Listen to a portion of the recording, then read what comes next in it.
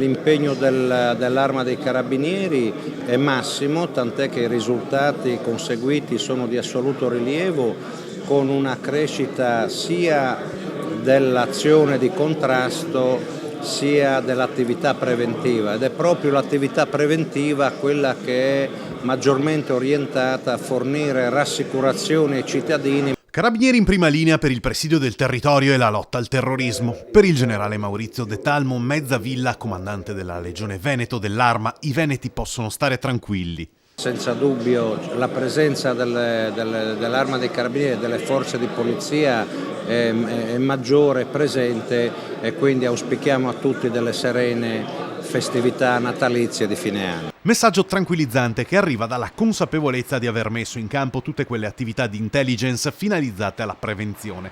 La minaccia terroristica certo è un'eventualità, ma non bisogna strumentalizzare la situazione.